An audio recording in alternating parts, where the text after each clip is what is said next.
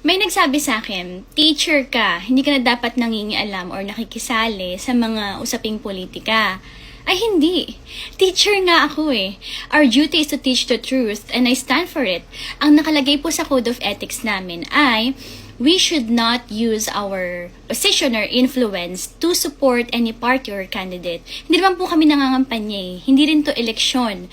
We are fighting or we are using our voices to fight against corruption. 1,000 classrooms po ang hindi pa natatapos ang construction. And ayon sa DepEd, 165,000 ang kulang na classroom sa bansa natin.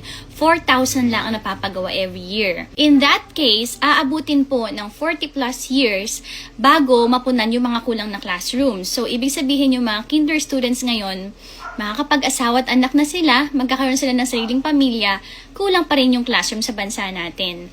And as a teacher, of course I'm mad. I cannot stay silent. I cannot stand by while the dreams of the children are stolen. Kaming ang mga teacher, naglalabas ng sarili naming mga pera, di ba? Para mapaganda yung classroom, para magkaroon ng magandang kinabukasan yung mga bata.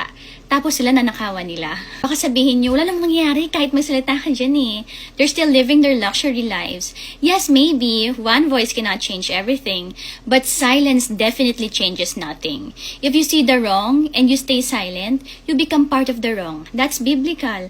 And I speak up because the children or my students deserve someone to fight for their future. I am not against the government. I am against corruption. And magkaiba po yun.